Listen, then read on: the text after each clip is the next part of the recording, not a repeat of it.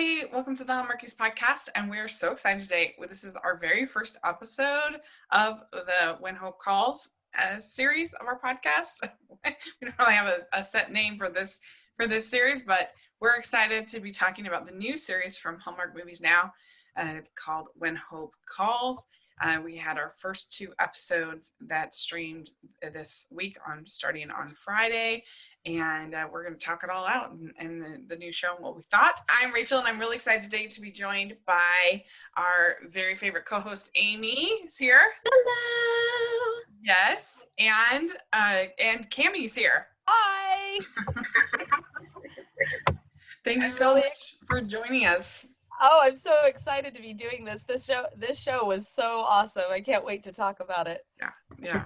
So, Amy, you weren't here for our preview. And I haven't listened to it yet either. So. Okay, good. So, were you pretty excited about the show going into it, or nervous? Yes. I was so super excited. I got home at like 10 o'clock at night, and I was like, all right, I got to watch 2 episodes of this really quick. Because I'm just so excited for this series. I cannot wait. And Cammy is giving me the shame on you for not listening to it. I am over 20 episodes behind on my own podcast. I swear I'm listening to them all. I promise. I will do it. I will finish. It will happen. Nobody listens to them all. No. I will do it. I am going to do it. we make a lot. It's all good. So yeah, I was definitely looking forward to it. I thought that the preview show that they had was very strong, and I liked the cast, and so I was looking forward to see what it could offer. And overall, I was very pleased with these 2 episodes. I thought that they were really strong, and I liked all of the characters, and I wasn't bored like I am sometimes with When Calls the Heart. I heard that. Yeah, I really enjoyed it. And so, Amy, what was your overall thoughts about these 2 episodes? I think it was definitely, you could tell it was a beginner, like that this is the beginning, which, I mean, even when When Calls the Heart started, it was still like, you could tell they're getting their flow kind of thing. Like they aren't 100% like together and know each other yet. So it was definitely like a new show, I could tell, but I think that they're coming together really quickly and that they're going to fit in really well with the Hardy's like community cinematic universe. I don't know what we're calling it yet, but I think it's going to fit in well. Yeah. When did you think, Kim? You said you really enjoyed it? I did. I thought it was really well done. I thought the flow was very smooth, and there are a lot of times when the pilot episode of a series is the shakiest, but I thought that both of these were very, very strong, and so much happened. Uh-huh. You know, it didn't feel like they were trying to get their feet wet. It felt like they plunged in feet first and just dove in, and so much happened, and there were already character arcs in the first 2 episodes, and you know, things were established and relationships were established. I thought it was done very well. Mm-hmm. I did too. I really liked Lillian and Grace. I think it's going to be nice having 2 lead female characters in this series, as opposed to, you know, When Calls Heart, which basically, I mean, I guess you could have said that Abigail was kind of a co-lead, but I don't know. This feels more like these are sharing the top of the call sheet. These 2. Yeah. Agreed. Mm-hmm. And then it being Elizabeth's story, which is fine, but this is just kind of a refreshing thing to have. And I liked the way they handled sort of the romance. I thought was good for both of them, like the little bits that you get. Well, before we get into the actual episodes itself, we want to give a shout out to the sponsor of this episode of the podcast. It's a really cool podcast that is sponsoring us called The Newsworthy. And this is a really cool little podcast because sometimes listening to the news can be super depressing and super not a fun experience and sort of a necessary evil. But in this case, I think they do a really good job of just giving, you have your basically your headlines in a little 10-minute little episode that they do, that they try their best to be fair and they manage to keep it just something. If you just wanted to get I just want to get the headlines. I don't want all the rhetoric. I don't want all the hyperbole, all the other stuff that gets so unpleasant. This is a really nice way to go. And it's around 10 minutes. So it's a real nice little way to get your news update. Let's do it wherever podcasts are available. Check out thenewsworthy.com to learn more. Dive into this episode. The very first episode, we get to meet Lillian and Grace, and we can see that they're just still kind of learning to work together.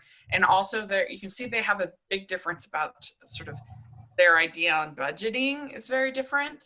And so I don't know, what did you think of our sort of initial impressions of Lillian and Grace and their interactions together? What do you think, Amy?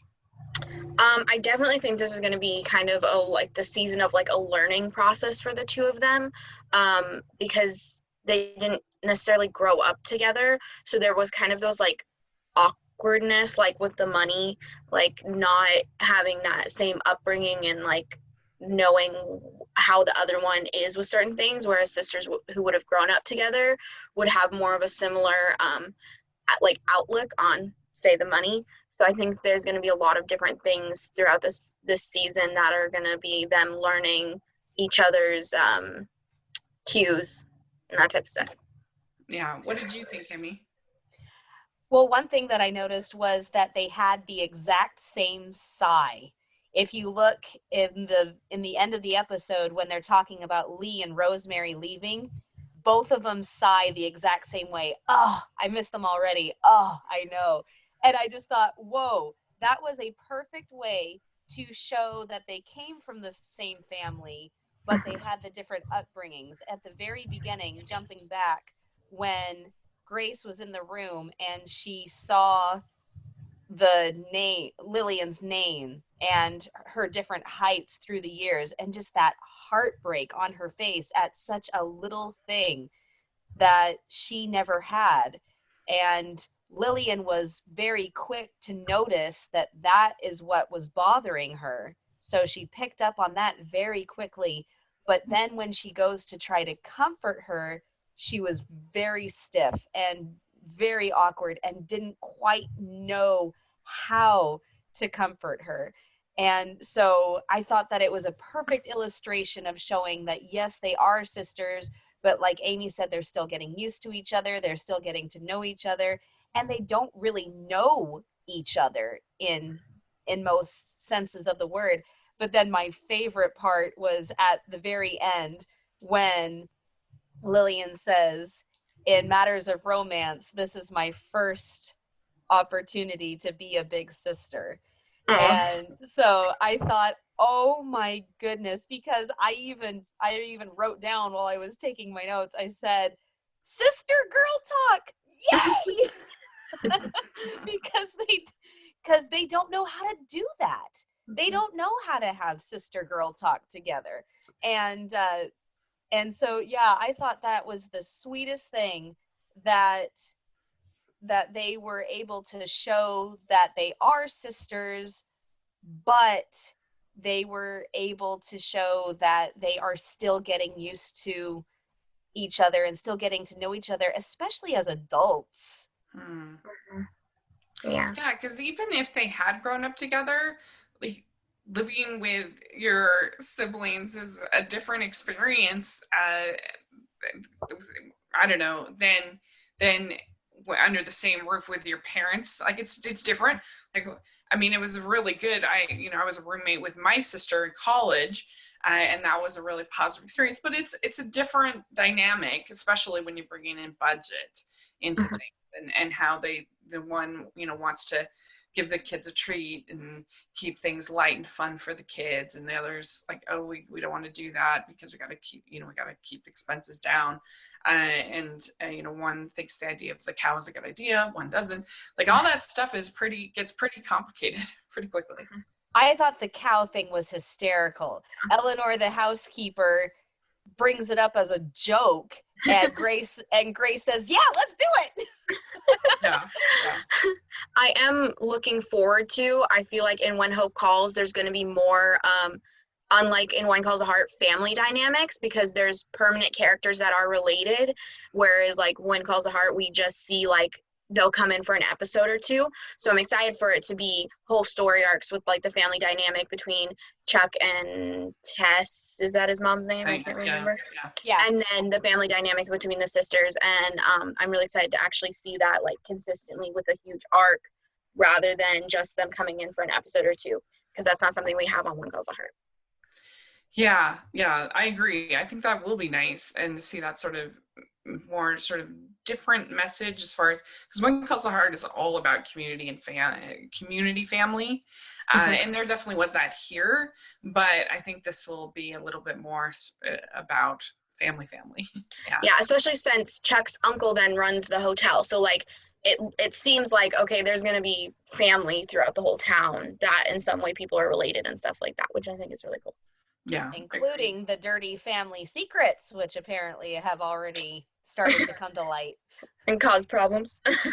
Yeah, so I guess we should talk about that. So there's some kind of bad blood between Tess and Grace and Lillian, and something happened between Lillian's family and Tess's husband. Yeah, there's something going on there. What do you all think of that? That is wow. Yeah, I mean, for Tess to say, "I'm so proud of my brother-in-law for his hotel, and my husband would be really proud, but he can't be because because of your father, he isn't here." And I thought, oh, wow. And Tess seems very determined to stick to the grudge, stick to holding Lillian accountable and anyone who's associated with her. And I thought, poor Lillian, because every time she sees Tess, she says, "Good morning." She walks up to her and says, "You must be so proud of Ronnie." She's trying to make amends. We don't know exactly what happened, but we do know that it's something that Tess is blaming Lillian's family for, and she is trying so hard to make it better and be kind, and she just keeps getting shot down. Yeah. How long do you think that they're going to sort of stretch that out?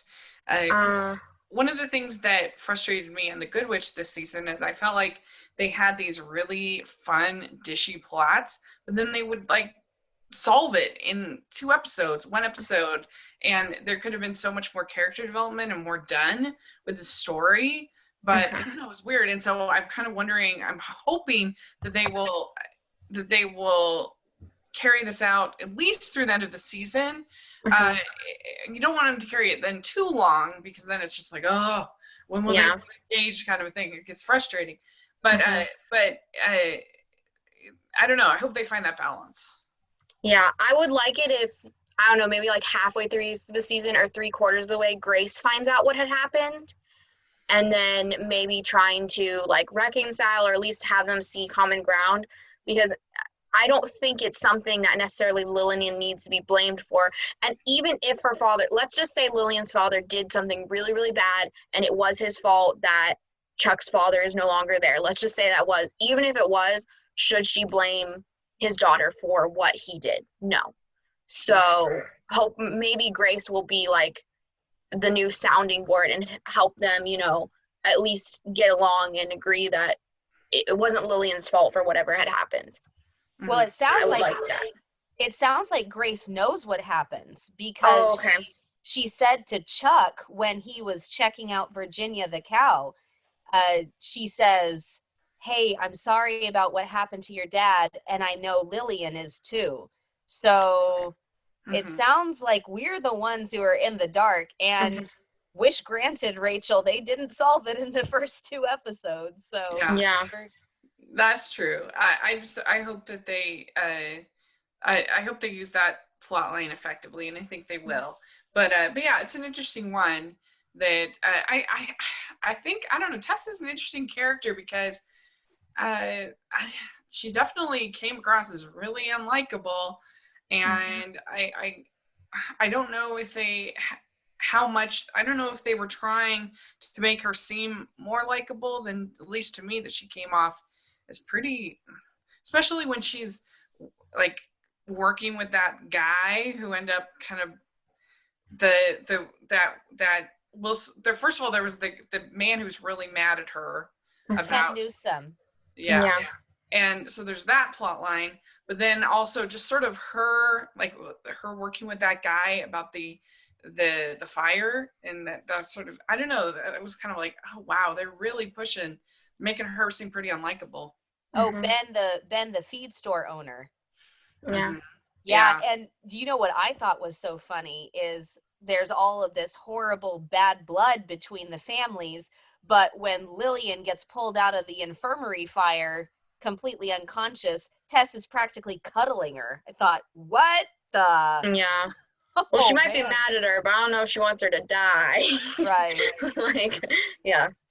But I don't know, I just felt like, come on, these are little boys. Like, you're really gonna be sort of conspiring with this other guy about like these little kids. I don't know. They have to be really careful, I think, with that character, because I mean, not wanting to sell the cow to, it's like an orphanage. I mean, come on, it's like yeah. Well, and then she's worried.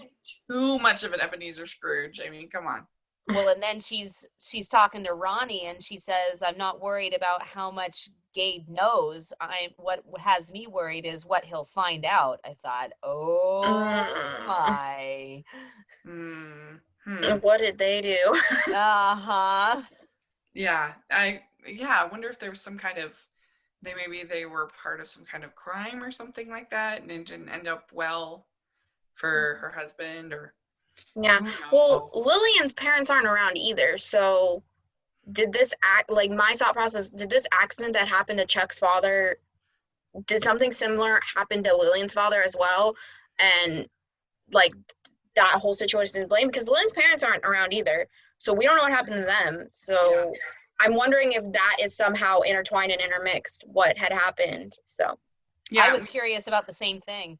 Yeah, and we don't know how much Gabe knows with the Mountie about all of this, and so I don't know. Yeah, it kind of makes me wonder if maybe they were involved in some kind of crime of some kind, and that we'll find out that, oh, they were just doing it because they were hungry or needed, like it was a last ditch effort, or they were going after some bad guy or something like that, or there'll be some kind of wrinkle to it probably.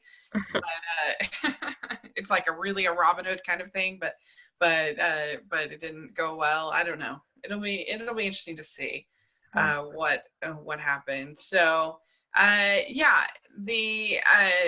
let's see.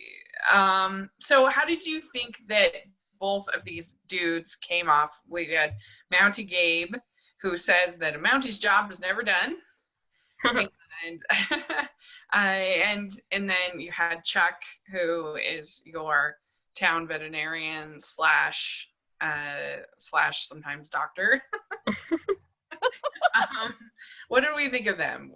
Were you swooning, Amy? Yeah, I was with Chuck, but also I was like, I do not want a veterinarian to be my doctor. Like, I don't, that's just, no. But I mean, like, people in the town were like, we'll take what we can get, but like, still, I would be like, I will wait. I will wait for a real doctor. But yeah, no, Chuck is very handsome young man.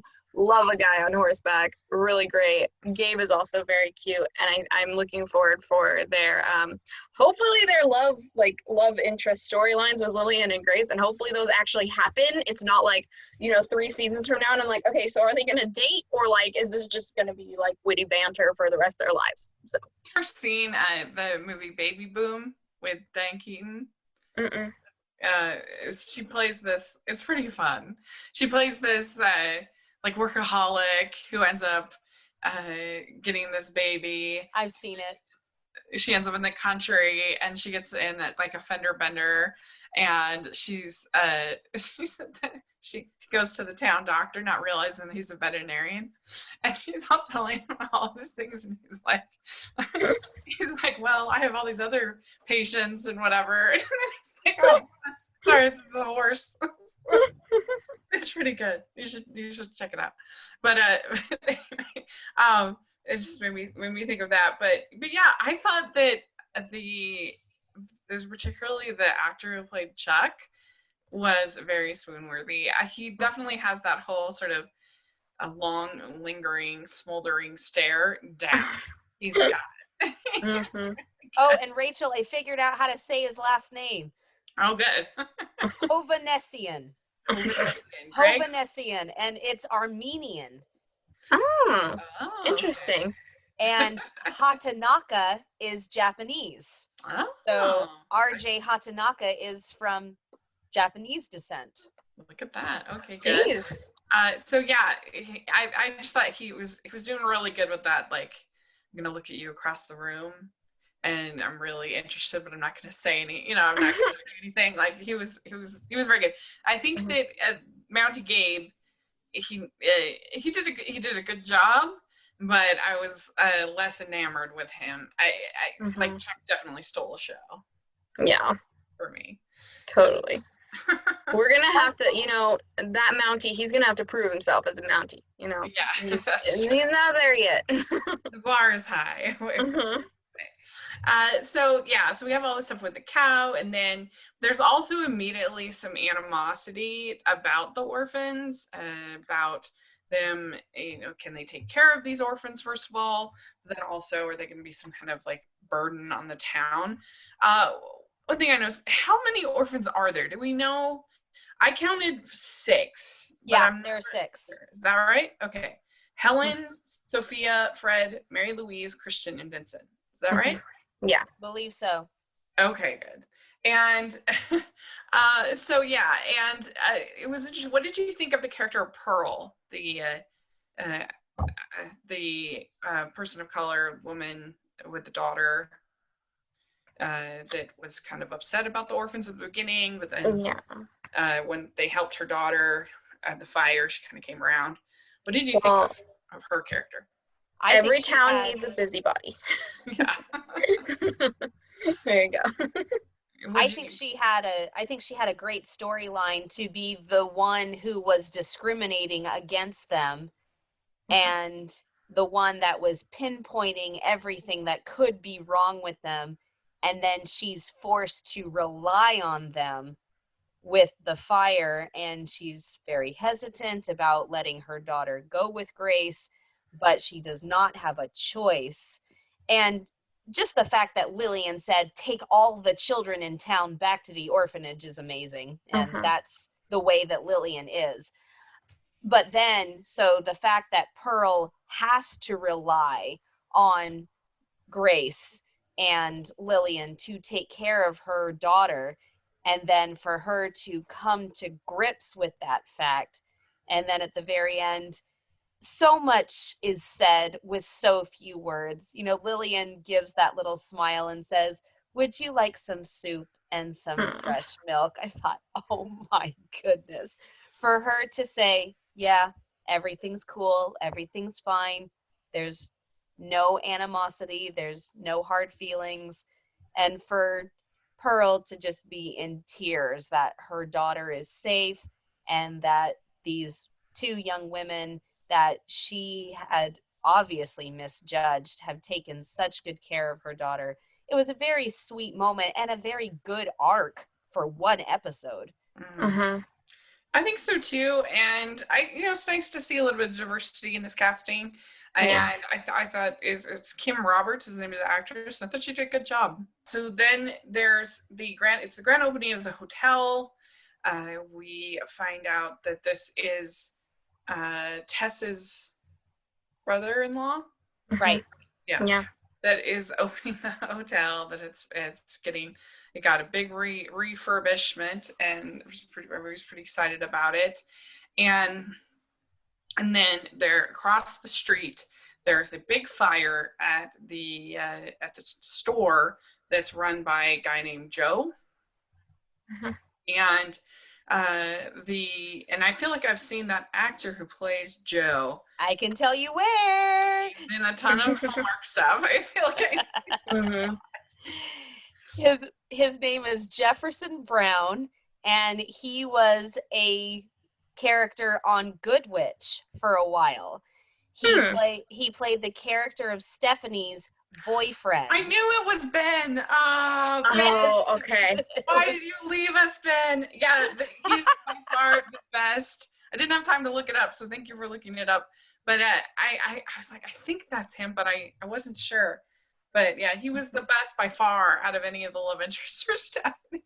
I recently have been binge watching Good Witch just for fun. And so I noticed that Jefferson Brown, who plays Joe, Neil Crone, who plays Ronnie, and Jocelyn were all three on Good Witch. And I just thought that was funny. And Jocelyn's character was on Good Witch, was making fun of Bailey Madison's character named Grace. And now she's playing someone named Grace. That's just funny, cute connections. Yeah, there you go. That's interesting. Yeah, so there's this fire, and the Lillian goes into the fire to save the doctor, but then our Mountie saves Lillian, which was pretty swoon-worthy. That was definitely his most swoon-worthy moment. Yes, it was. And can I just put a little point in there? So one of the things that I was tweeting at the Tweet Fest was I asked RJ Hatanaka, do you have martial arts experience? Because that was quite the kick. and he comes in and says, yes, I actually do have martial arts experience. And the other one was when he's at the burn site and he's got the baseball in his hand. And then he kind of looks off into the distance and he does that little flip from one hand to the other with the baseball. I said, okay, I tweeted this. I said, either Mountie Gabriel or RJ Hatanaka has baseball experience, because that small little toss was way too good. And he commented and said, good observation. I've been playing my whole life. And I just thought, man, awesome. That's really funny. Yeah, so this is when we find out about sweet little Sophia. Was she just your favorite? So cute. Written a note to her mother, who was sick in the hospital, and then before she could give the letter, her mother passed away. And so when they are all there together with the fire, she's very, very upset. She's talking to Lillian, and then she ends up giving Lillian the note that she had written for her mom, and that was all. I mean, waterworks, right? Yeah. What'd you think, Amy, of little Sophia? She was super cute, and it was just some very emotional scenes that, especially that she thinks now of Lillian as that important figure in her life. The only thing that I saw is just, my thought process is that an orphanage, that your intent is to try and get the children into homes. And it almost seemed like Sophia is so attached to Lillian as like a mother figure. Are we not going to see any of these kids adopted? It's kind of my worry. I don't think we are going to see any of them adopted. I don't think that's going to happen. I think it's almost more of a long-term foster care situation or something like that. But so then are they not going to be able to take other kids in because they're full? I don't think so. I think this is just going to be, and that's probably more realistic what you're saying, but I have a feeling for the purpose of this show that it's basically going to be a family with these 6 kids. I don't think they're going to be getting in and out, or I don't know. Okay. Yeah. Well, and Well, if you listen, Lillian says to her, giving her that big hug, and says, "I will always be here for you." So I don't know. I mean, it's very possible that maybe the kids could be adopted by people in the town so they can still stay in the town, and maybe they'll get one or two children more. The biggest thing is we just don't know. We Yeah. just don't know what the situation is, because brand new show, brand new episodes, and an orphanage is such an unsure setting Yeah. that it could I, be. I think the only way we're going to lose any of these kids is if they aren't in the cast anymore for some reason. Like that's the only reason I can see an arc with one of them getting adopted, because I don't know. It just, I mean, would really surprise me. with the time period, in reality, at an orphanage, we'd see some of the children probably pass from different illnesses and stuff, and that's they're definitely not going to do that. So, you know, I'm just, so if we're going to keep the kids, that's cool. It'd be, I feel like it'd be better if they were able to, you know, create families and have the children be adopted. I think that'd be cool. Well, I mean, it does create an awkwardness with the romantic side of things, because if they get married, you know, if Grace gets married, or Lillian gets married, then what happens next? It's breaking up this little family with the two moms, kind of basically. It's like, all right, I'll take 3 and you take 3. Which ones do you want? Like, or I'll take the boys, you take the girls. Like, I don't know. Yeah, it would be weird. So I don't know. It's a trick. That is a tricky element to this whole thing, but it was a sweet scene, and I think that Sophia and Mary Louise are the standouts of the. They're really, really cute. Yeah. Before we dive into episode 2, I just want to give a shout out to our sponsor, The Newsworthy podcast. That's no spaces, The Newsworthy. And it's a really, really cool podcast where you can get just a little dose of the news in a fun, fair, fast way. So it's not going to drag you down, but it's going to inform you and keep you up to date on the big headlines that are happening. Because that's all you really need. You don't need hours and hours of arguing and debate and all this other stuff. You just need to know, okay, got my basic knowledge of what's going on, and then and you can go from there. And they do it in a really entertaining, fun way. And so you can find it wherever podcasts are available, or you can go to thenewsworthy.com, and we'll have a link in the description. You should check it out. So let's dive into episode 2. We have Mary Louise being adorable. We find out that she knows how to milk a cow, which I feel like almost all of these kids would know how to milk a cow. Not necessarily. It just depends on their upbringing.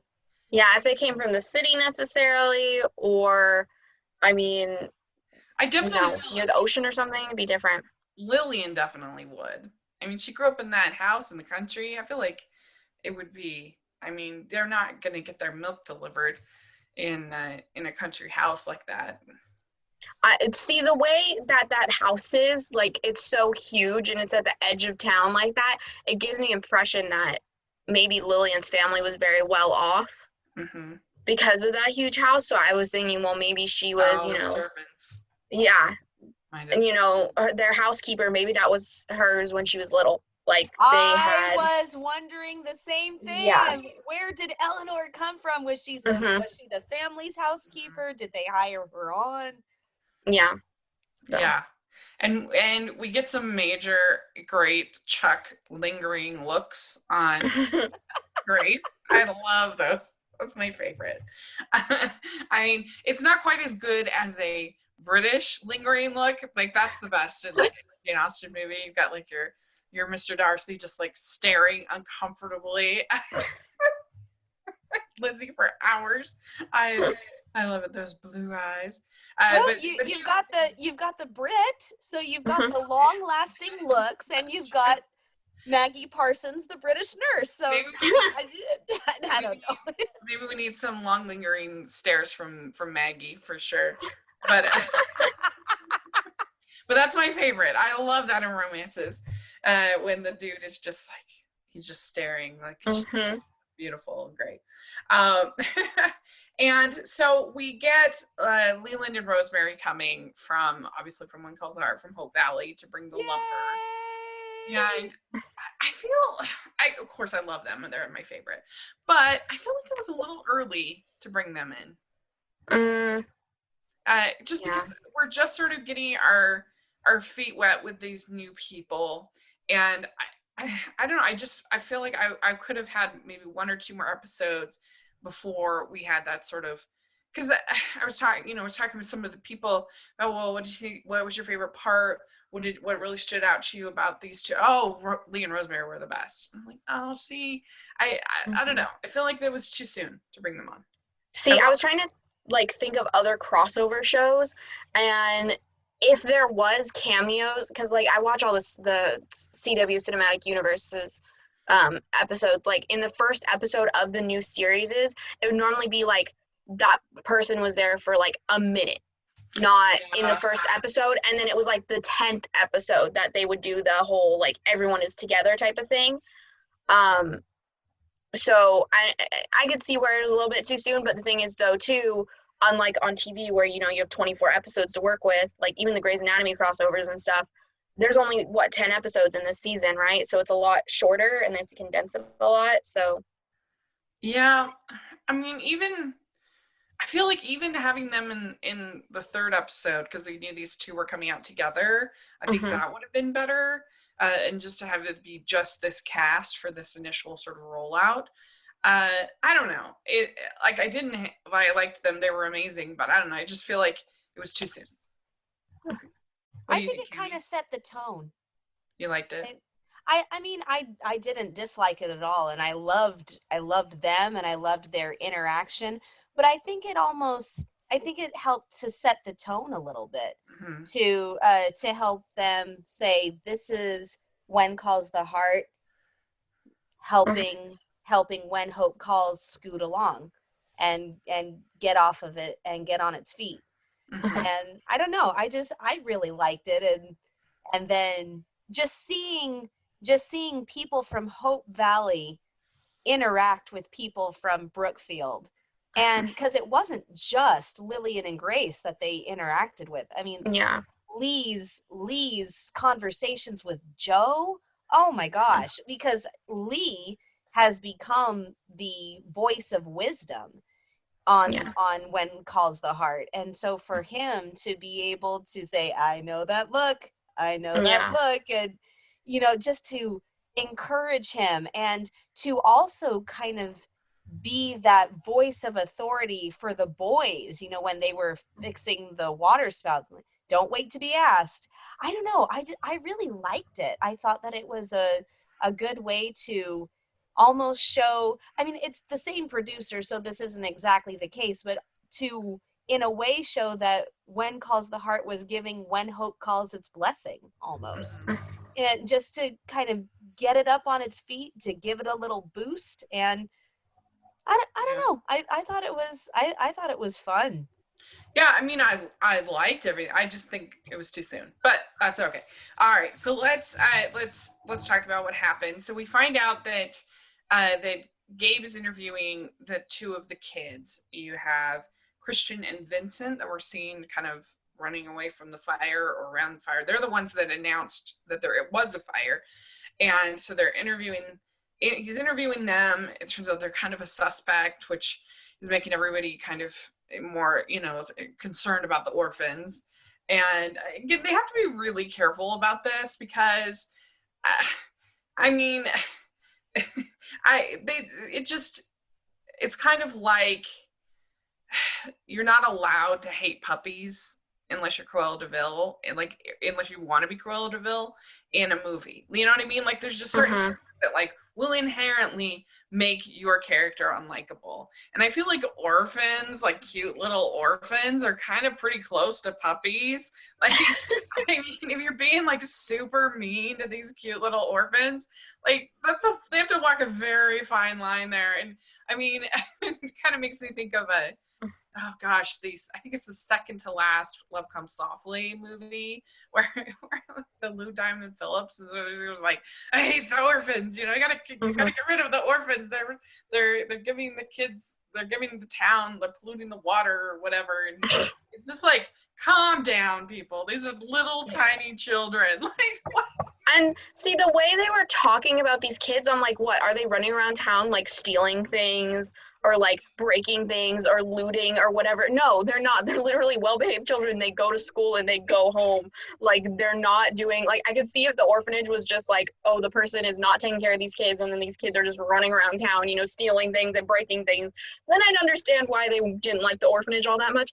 But they're pretty well-behaved kids from what we saw, and they just, you know, they go to school, they hang out with Lillian and Grace, and they go home. Like, they're not doing anything bad.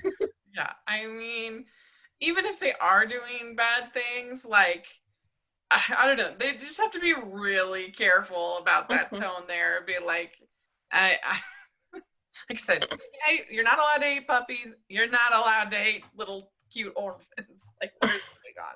I mean, can you imagine in One Calls the Heart if there were like people who were like, Oval's a scourge on the town. Like, what? We gotta get rid of this cute little girl. Like, what? So I don't know. They're really, it's a very, very fine line they're walking here. I felt like but these two boys are the suspects, and so that causes all kinds of shenanigans to but I did think it was interesting that they actually the boys did lie. And so there was kind of a reason they did do something wrong, which was I thought an interesting way to go with it.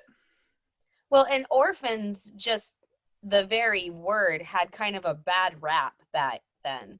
And for them to, I thought that they handled it really well with the fact that they were lying, they were holding something back, like you said, but that they weren't being malicious. And I thought that was all really well handled. And the fact that Gabe, I don't think that he thought they did it maliciously. And so when he was interviewing them, he just wanted to get to the bottom of things. Now, he was a little bit abrupt, and he didn't, and he freaked them out because you got someone coming up in a red serge jacket asking you very official questions, taking the notebook out of his pocket and writing down everything they say. So yeah, it's gonna freak them out. It's writing that line between, like, in Anne of Green Gables, you have somebody like Rachel Lynde who's kind of like uppity and a little judgy, but like has a heart of gold, or someone like Josie Pyle, you know, who's like a little bit catty and a little bit, and whereas like in Anne with an E show, it was like everyone hates Anne. It's like the worst person in the world, you know. You're like, what is going on? And so you have to like ride that line, like Rachel Lynde and Josie, you know, wow, those are fine. That's fine. But none of this, like, they're a scourge on our community. Like, what? I don't know. They had to be careful with that. But they did good. And yeah, Gabe was real cute with the two boys. So he had a pretty good episode. And, you know, of course, that's hard for Lillian and Grace to know kind of what to do. Because, of course, the boys are like, well, you don't trust us? Yeah. And they so that's a tricky, because they're just figuring out how to be parents for 6 kids. Like, I can't even imagine. I used to have these because I have 3 siblings who are way younger than me, and I used to have these nightmares that I had to help suddenly like parent them, and I'm like, oh no, like I can't do it because that would be really, really, really hard to be the age of Grace and Lillian and trying to parent these 6 kids would be very difficult. So anyway, then we have Chuck is treating people at the hotel. He's the veterinarian treating people. And just to be clear, I'm only treating people today. The guy with the, what was it, like a goat was like very disappointed. Like, what do you mean you won't treat my goat? Like, isn't that your job? Well, no, we got people today. And and that's when we get introduced to Maggie, who's our town Brit, the new nurse. That was very convenient that she came right then after the fire. And then we find that Joe is looking to take over the old, like, it's like a mill, I think, store, or a trading post. Trading company. Okay. Yeah. And I love that in Hallmark when it's like, nobody's used this store, this storefront for decades. It's so out of repair, and it's like, all it needs is a paint. Like, there's a few cobwebs. Like, what's going on? I know. Also, this town is so bright. Sorry, side note, such a bright town, and I'm like, if this was really colorful. if this was really 1915, would it have been this color? Probably not. Maybe. Yeah. So, but anyway, and so what did you guys think of Maggie? Were you a fan? You warm up to her right away, or?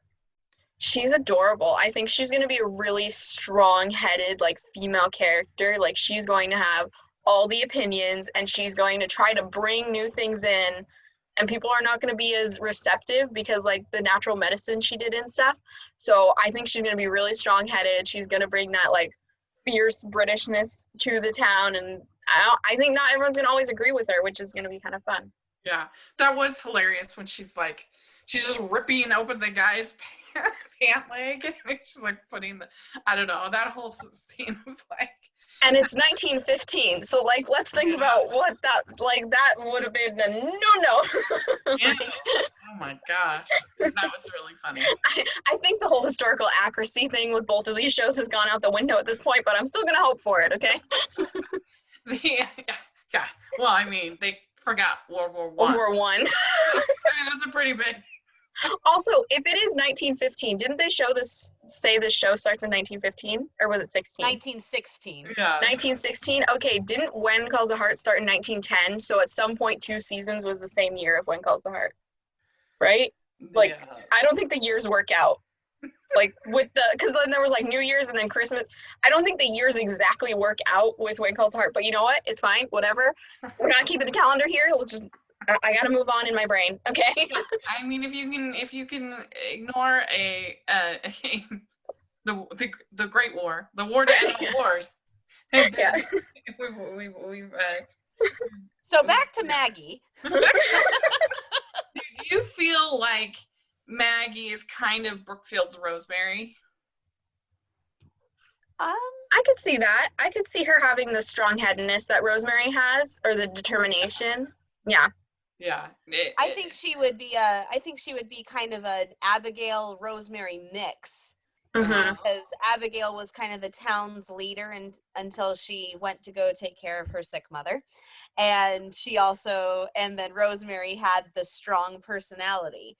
So I think that she was a good Rosemary and Abigail mix. And Maggie is also very well-traveled, well-educated. That one shot of her suitcase, did you see that? With the travel stickers all over it. I thought that was brilliant because it showed in 2 seconds something that a ton of words would have had to say, but we got it immediately. And I thought, oh man, that was such a great way to illustrate that she's been a lot of places. She's learned a lot of things, and she's bringing all of that experience to Brookfield.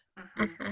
Yeah, I mean, I guess it is sort of like Abigail in the sense of also that there's not an obvious love interest for Maggie in the town. I'm sure they'll introduce somebody at some point, but there's nobody. I mean, nobody that I would say is natural. Like, oh, this is like obviously with Grace and Lillian, it's obvious who their love interests are, but it's not as clear with Maggie. So that's kind of similar to Abigail. But yeah, I thought she was fun. She was charming. I enjoyed that. And Didn't have much of a filter. She said the prickly hotel owner. That's my uncle, right? Oh gosh, I'm so sorry. Prickly's being generous. Don't worry about it. well, her and that, I mean, that would be very similar to Rosemary, and just how Yeah. she just thought of everything different and was very forward with her opinion, and Mhm. sweet and likable in the same way.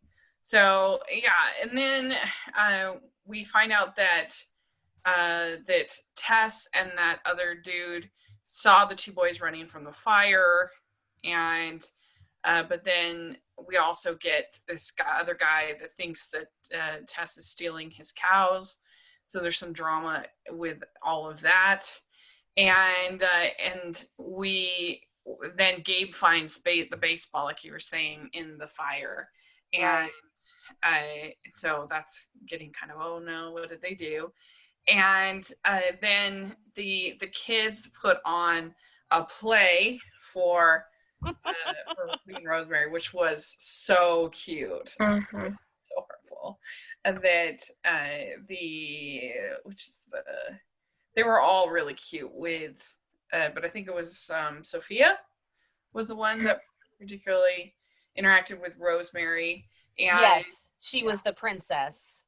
yeah, so that was really, really cute. And the Joe is going to leave the town to be with his cousins, and that made me laugh. Like that's very like, you're coming with your cousins? What is this? That's very Rachel, can I put something in about the play really quick? Oh yeah. Brian Bird tweeted, Rosemary is a stage mom. It was totally right, because she's loving every second and she's doing the actions with them. And I thought stage mom is the perfect description. And one other thing about the play is I loved the fact that Lillian joined in, that she donned her owl mask and she went in on it. I thought that was a perfect way to show that Lillian is not all business. Yeah, that was cute. I was a little bit confused about the whole Palomino Club thing. What on earth? What's going on? So there's like a cattlemen's association next door.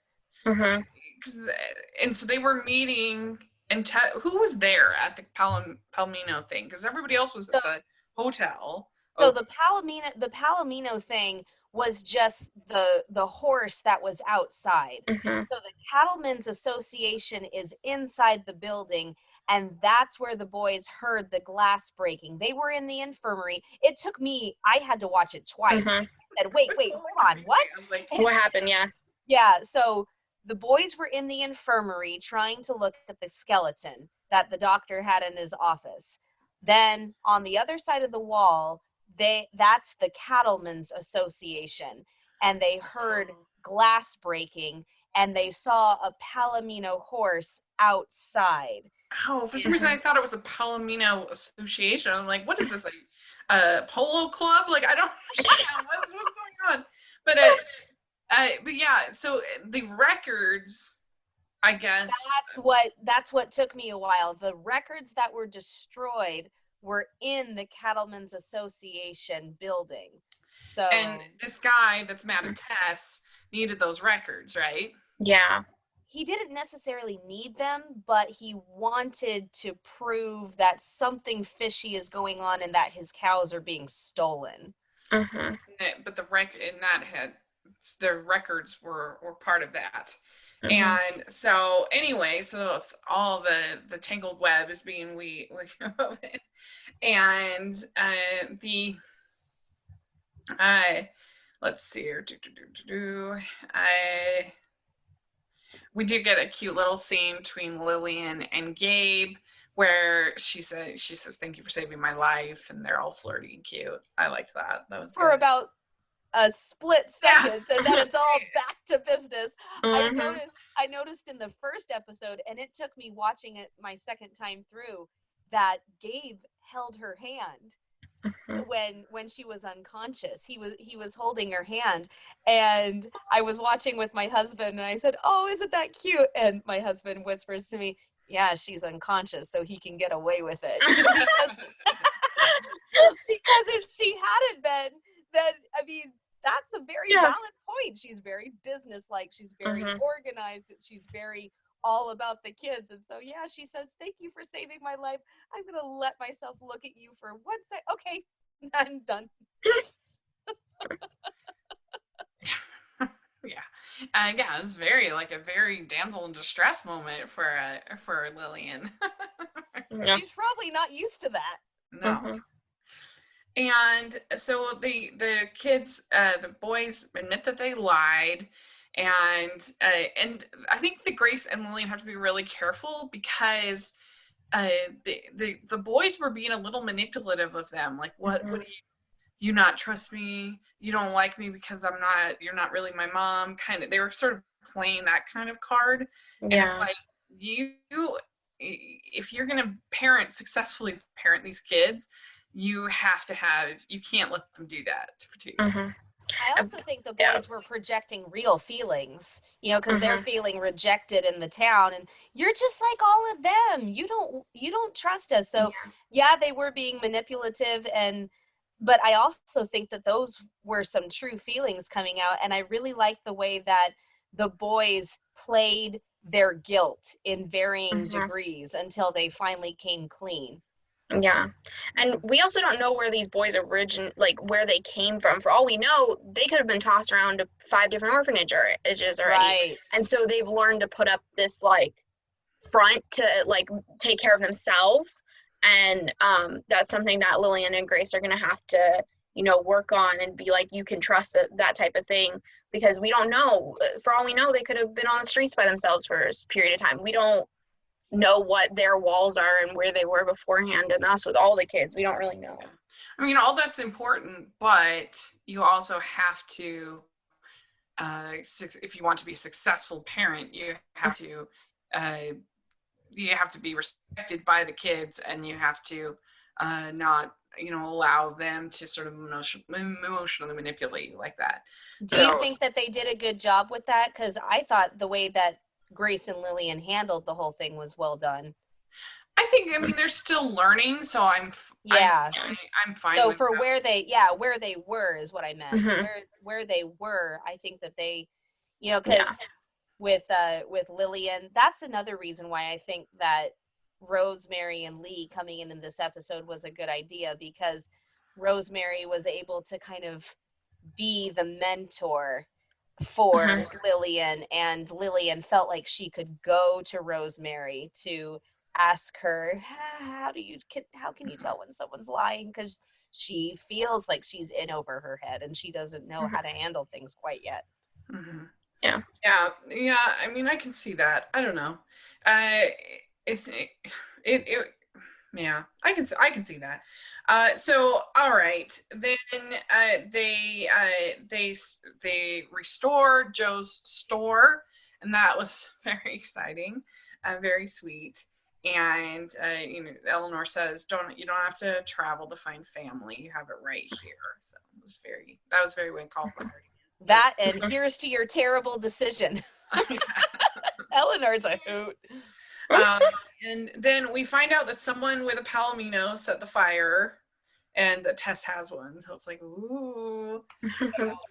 We're pretty sure that she didn't do it, knowing these kind of things.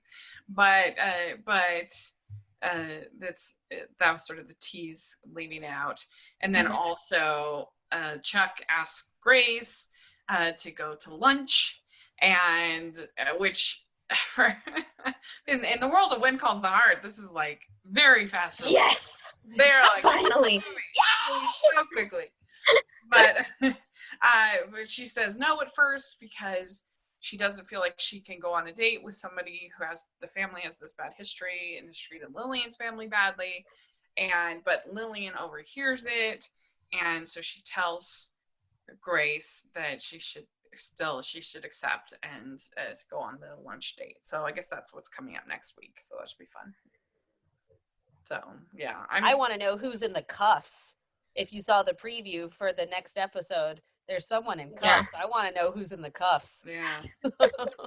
Who are they transporting, or like, what is going on? It's, yeah. Do we think, are we going to see, we're going to see Nathan on the show. Is that the only other cameo you think we're going to get? Based on the preview special, I think that, yeah, that's it.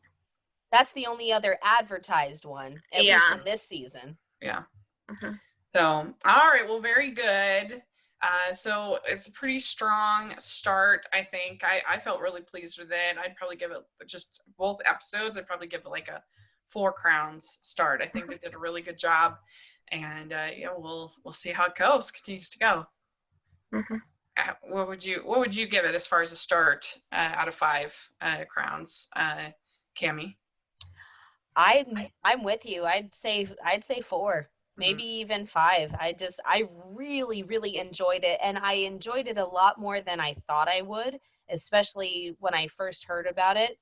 I wasn't as excited, and then I got more and more as time went on, but I really enjoyed it. I thought the characters were wonderful, and I thought everybody did a great job. I was very pleased. Yeah. You agree, Amy? Yeah, I'm gonna give it like a 3 though, because I think there's room for improvement and room for more, and I think I'm gonna get more excited as the season goes on. Very cool. Well, very good. Let us know what your thoughts were. Put in the comment section, or let us know on Twitter. We'd love to talk about it. And Amy, where can people find you? You can find me on YouTube, Instagram, and Twitter at It's Amy Craig. Cami, where can people find you? You can find me on Facebook. I've got a Hooked Hardy page on Facebook. You can find me on Instagram at Cami Drama Girl and Twitter at Cami Drama Girl. And there's also my blog, hookedhardy.com. And you can find me at Rachel's Reviews, all of our social media, iTunes, and YouTube. So make sure to check that out. And make sure you're following the podcast at Hallmarkies Pod, all of our social media, and on iTunes and YouTube. If you're listening on iTunes, please leave us your ratings and reviews. We really appreciate it. And if you're listening, watching on YouTube, please give us a thumbs up, subscribe to the channel. We would really be grateful for that. And consider becoming a patron. We have so much fun on our Patreon, talking about the episodes, and we have giveaways, and it's just super fun. So the information will be in the description section for that. So thanks again, and we will be back together next week. And yeah, we'll talk to you all later. Bye. Bye. Bye. Okay.